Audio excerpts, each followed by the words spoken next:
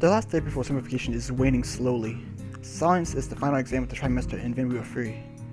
Free at last, baby! Free at last! The collective yearning for liberty is almost palpable in the classroom, even though the weather seems a tad cloudy. It might rain today. Who knows? I've already finished the test before it was pretty easy. So I'm doodling lazily on the flip side of the paper, waiting for Mewtwo to call time.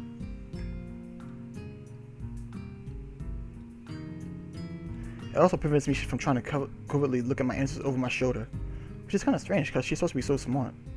She might be for the inattentive teacher, but I can tell she's trying to look. I guess it's her best bet at passing the test. It doesn't make me feel any mercy though, so I just ignore her and look around. But she's smart though. Misha and Shai are smart as hell. That doesn't seem like it makes sense to me. It's quiet. The only sounds in the classroom are the quiet shuffling of papers and Mewtwo's constant coughing. It makes my awareness of the surroundings slowly drift to the backstage of consciousness, giving room to other things. Vacation, huh? Some people will stay at the school even over the holidays. Some will go back to their families. I don't know what to do. I should go buy a train ticket for my trip back home, but I can't bring myself to do it. I bet I'm going to get a call from home again. Mom's going to pester me about when I'm coming back, and I'm not going to know what to answer. This is really lousy. In the current state of things with Ren, it feels like I can't just bail out of here and pretend we are through. And now she has other problems of her own. I thought the exhibition opening would give her a breather, but I was sorely mistaken. The tangle just seems to thicken. A sharp knock on the door interrupts the quiet but frantic mood of the last 15 minutes of the exam. Come in, my boy. The opening door reveals the art teacher, who steps in with his jacket swirling around him as though in a gust of wind. He glances at Mewtwo, who glances back at him. A frown spreads simultaneously on both their faces as the men measure each other with their gazes. Uh-oh. They want to take out some semi-swords and just kill each other. Excuse me, can I borrow Mr. Nakai for a moment? Excuse me, Mr. Namaya, but we are in the middle of an exam here, my boy. A chilly atmosphere suddenly spreads in the middle of the summer afternoon as the two men try to stare each other down. What is this sound? High tension. How fitting. This is urgent, and it seems that Nakai has already finished. Both men turn to look at me, staring at me like a pair of popsicles trying to petrify a tasty snack. It's true that I've been idle for a good while now, so Shin is right, but... Nakai, would you like to check your answers one more time, my boy? Mewtwo speaks with an odd intonation, weighing certain words as if trying to send a message. The pressure from the stairs makes me rapidly shake my head, which is apparently interpreted as an answer of some sort. Very well, Nakai. Go with Mr. Shin, if you please. Take your bag with you and bring your test paper to my desk, my boy. You have a nice vacation. You too, teacher. The entire world, or at least the classroom, seems to hold its breath just for me, putting the exam on hold until I stand up, collecting my stuff and walk to the door. I can feel the stairs in the back of my neck. My classmates probably think I'm in for some detention or something, on the last day of school before summer vacation. I don't know what the teacher wants from me, but I can guess it's probably not detention. And also, it's probably has something to do with Ren, again. Shin doesn't take me anywhere, containing himself with the hallway as it's completely abandoned. Do you know where Tuzaki is? So she's trying to avoid the teacher, par for the course, probably. I don't know if she realizes that she can't avoid dealing with this indefinitely. She can try, though. I have no idea. You probably asked in her homeroom next door. Of course I have. I have searched every nook and cranny of this blasted school and the girls' dorm. Have you checked the roof? Or the boys' dorm? You're the last one to see her since yesterday, and you are her friend. Walk with me here. Aren't you worried? I am, but I don't know what I should do. We did something incomprehensible yesterday, even for her. She seemed really confused. Maybe she just wants some time to think then. I got the feeling that she had second thoughts about having that exhibition. Or something. She really didn't explain what was wrong. What second thoughts? I don't know, just got that feeling. I'm being a little dishonest with the teacher, but this is not something I should be meddling with. He came to me, yes, why? Maybe he thinks I'm some kind of confidant of friends, but I don't think I can help with this matter.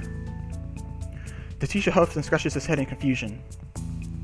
What's up with that girl? This is so unlike her. She's always been so goal-driven. Goal-driven? Those don't really strike me as words to describe Ren with. To me, she always felt obsessive at best. I don't mean to be rude, but wasn't it you who pushed Ren to that direction in the first place? Her goal is my goal. That is a mentor's job. I guess so. I just don't know if painting can make her happy. That's pretty preposterous of you to say, Nakai. He suddenly sounds pretty irate. Did I say something stupid? You don't understand, do you? It's not a question of happiness. For every gain, there is a sacrifice to be made. There's no free lunch, but could I? Would I let that girl waste away her talent if she had a moment of doubt? Never! Painting is work just like any other. Tazaki might make it look like child's play to you, but she works hard every day to make her art. To become extraordinary, one has to make an extraordinary effort. The more the teacher talks, the more I feel like Rin doesn't think like that, even though I have no idea how she thinks. I can very well understand why she would sacrifice her summer vacation and make up for the lost classes and exams to get a chance at showing her art. This is the path she has taken, and to go all the way, that's not easy. I know she is young, and things are hard for her, just like for all the kids here in the school, but that is no excuse. He is finished. But, do you have anything like what art is to Zaki? No. That's right, I have only vague ideas of my future. No goal to shoot for, no dream to blindly reach for. I joined the art club in search of something I could be interested in, to get inspired by. Did I find something like that? All I found in the end was Rin. No, I don't have a passion like that. Then you can't possibly understand. His flat statement allows no counter-argument, but she might not understand herself even. Still, I carry on arguing out of spite, if for nothing else. How could she not? She's been at it so hard for the past few weeks that she put it off even coming to school. Not to say anything about attending class. Don't be ridiculous. I don't think I'm being ridiculous, but as I have no rebuttal, Rin seems to consider this one his Rin. His Rin. Oh, it's funny because it sounds like Win, but I'm also saying the Rin. Oh, never mind. It's just I have trouble saying some words. Shit. At any rate, the opening was quite successful despite Tazaki hardly showing up. Many people were interested in her work, and one piece was even sold for a reasonable price. Oh, that's nice, isn't it? Yes, it's fantastic news. Hope that Tazaki would come to her senses when she heard about this, but... He sighs off and takes off his glasses, cleaning them against his jacket before putting them on his nose again. At any rate, I should be going. There's this mess to be settled with Sai and everyone. If you see Tazaki, please ask her to come see me. Otherwise, have a nice vacation. Thanks. Bitch. After he has disappeared around the corner, I ponder where Rin could really be. It feels like she has not one, but at least half a dozen of those secret places. I balance between the desire to solve this tangle and drop it for good. But its used classroom is just a few feet away. What to do? As I push open the door, only the shadows greet me from the inside. Hey there. She's standing in the middle of the sunlit room, peering through the gaps of the curtains out into the yard. Like so often before, she doesn't start or jump, just calmly waits for me to make the first move. It's as she's trying to become a permanent part of the furniture. The teacher is looking for you. A blank look over her shoulder is all I get, accompanied by a cryptic non-expression on her face. Are you looking for me too? Nah, I already found you, didn't I? Did you? She furrows her brow, looking so puzzled that it makes me wonder if the question was asked in all seriousness. Maybe it was. Are you talking metaphorically now? Do you mean like ills, caves, and dark stormy nights? I am bad at talking like that. The abruptly ended greeting gives me the chance to close the door behind me and sit down on a dust-covered desktop. Rin stays standing, but at least she turns around. I assume she didn't though, so oppressive is her expectant stare. This is her place, and I'm an intruder, although a tolerated one. Despite that, she still waits for me to say something. If only I knew what. The sunlight silence presses me towards decisions. I can't hear without really thinking what I would do, apart from delivering Shin's short message in case Rin was here. She was, and now I don't know what to say. Or what else should I say? I hover between my two options for a moment. Rin being troubled troubles me too. It's a surprising revelation, almost as big as realizing that she really is troubled. Nothing I can do would probably help, and I might be partially to blame too. Does it mean I should just wash my hands of her? Didn't think so. So what's wrong? Nothing.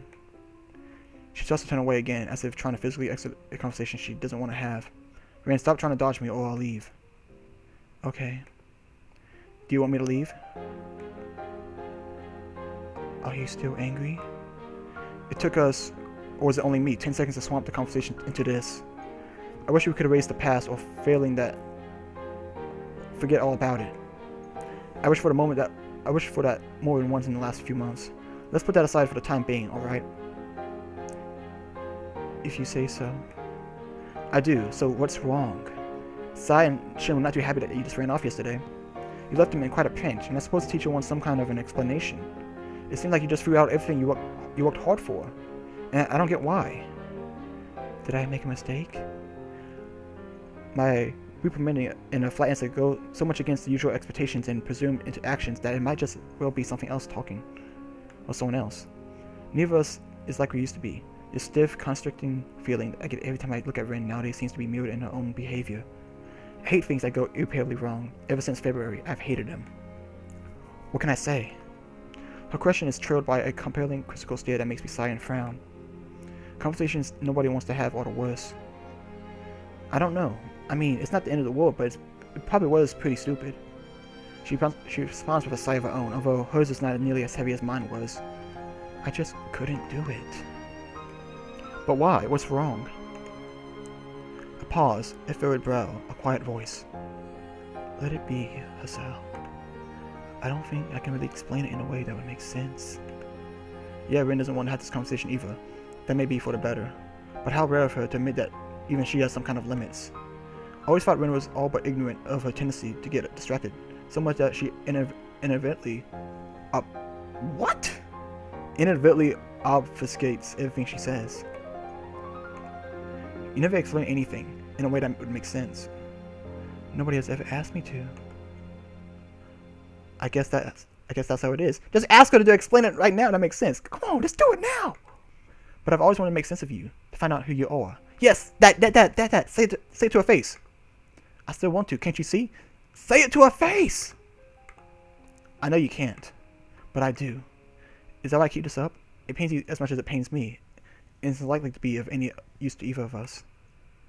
We did things and said things that can't be undone. It's as if you and me being close to each other just hurts us both, but we still deliberately keep doing it. Isn't that silly? Even now, I can see how you force yourself to respond even though you owe me nothing. Even if it's hard to talk about things like this. Why? Why is it that you paint? Because I don't know what else I could do. It's like this feeling that there's no choice. That is the only possibility. Like when there are only watermelon flavored popsicles left in the store, but you need to eat a popsicle. Her poor metaphor aside, she didn't really answer anything. It's possible this makes even less sense than not knowing. But if you don't want to paint, not like that. You had to come to school even though you possibly didn't want to have a heart attack. She pauses, frowning at us as if something in what she said didn't please her. At least, I think it wouldn't. Her careful follow-up is followed by, in turn, by another shorter pause with another smaller frown. Would you like to have a heart attack? No, I wouldn't, and didn't want to. But you're doing fine, aren't you? Or are you still sad about it? Rin's question makes me realize that I haven't really thought about my illness for weeks. Aside from chugging down my medication every day, there's been no need to concern myself with my broken heart, which I'm only thankful for really. Getting to know new people, a new school, a new town, a new life, it's all caught me and made the past fade away. No, I guess even I can't draw on the past indefinitely. See, even watermelon doesn't really taste bad if you have to eat it. Her nonsensical closure seems to put an end to the subject in Rin's mind, so I just nod in uncertain confirmation. It makes perfect sense to me! Well, whatever. There are two kinds of silences, awkward ones that you want to break, and comfortable ones that you don't mind. The first one is bad because it makes your thoughts go awry like mine do now. Looking at Rin makes me feel bad. I don't want to feel like this. Looking at Rin makes me feel exhausted. I tried my best. She tried too. I have no idea. But we ended up like this, and she ended up screwing up her exhibition opening. It feels like we're at a dead end. There's no direction to continue to. I reached out for her yesterday, thinking it would be the last time. She walked away. I want to be me. What the heck does that even mean? Rin, if anyone, is most definitely herself. I feel kind of relieved that I'm not the one to blame, but this still grates on my mind. Why did she run away? It didn't make sense yesterday. It doesn't make sense today. The things she said feel like they would make sense, but they just don't, to me. You know about that thing you just said?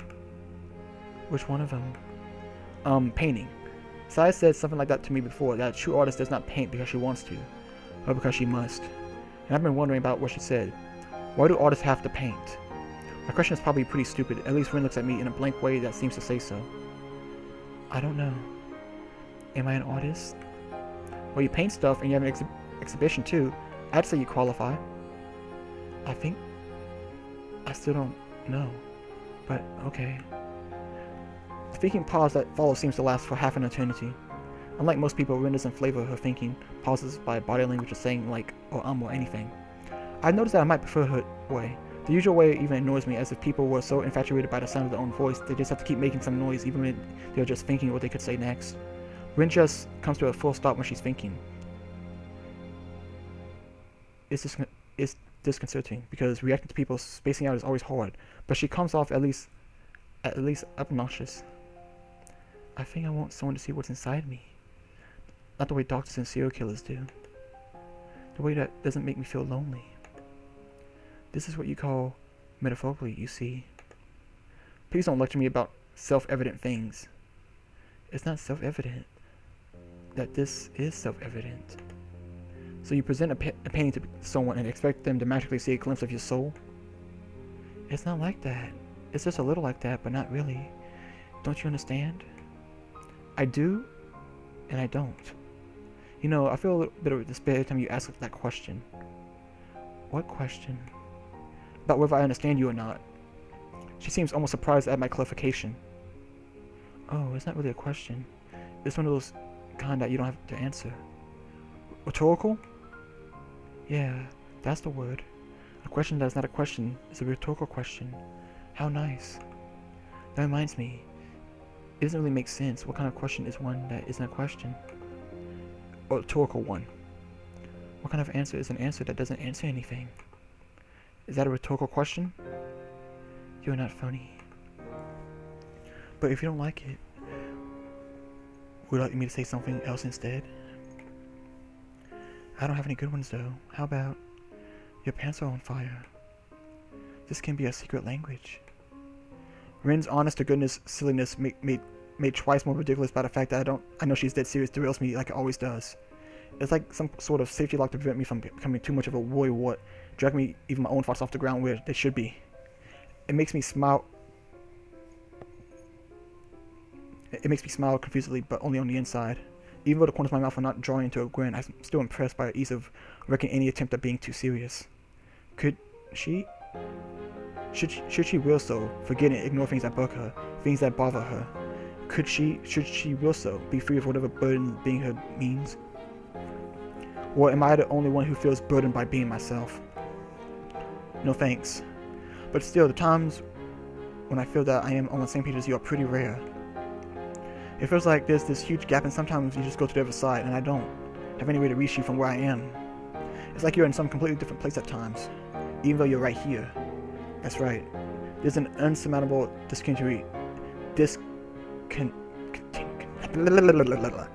whatever. An imaginary glass wall that blocks comprehension from happening. There might be such a gap between any two people, but with a friend it feels more tangible. Rin does not react to my thoughts, nor to the ones I uttered out loud, nor the ones I did not. It's even worse with art. I'm not very good at art, I admit it. I joined the art club because I thought it would be interesting. And I guess it is. I like art. I like your art too, but just like with you, I can't comprehend it. And I'm pretty sure no one else really can. This seems to worry her slightly. Do you think so? Yeah, I guess that art is meant to be interpreted, not understood. That's how I put it. That's a sad thought. I guess it might feel like one. Does it make you feel sad for yourself? Rin thinks about this for a while and then shakes her head surprisingly vehemently. The first thing she focuses her eyes on afterward is me. Both of these things makes me glad and relieved. That's good, isn't it? Anyway, you should go see the teacher and apologize properly. I think he's worried about you. Can you do that? This time she nods her head. Only it's not a vehement. The hallway is empty, almost intimidating. Shin's office is the art classroom at the other end of the third hallway. Our steps echo disturbingly. The atmosphere is unlike on a normal afternoon. It feels like the school knows that nobody will be coming back for a month too. The door is open, but not very inviting. I'll wait outside.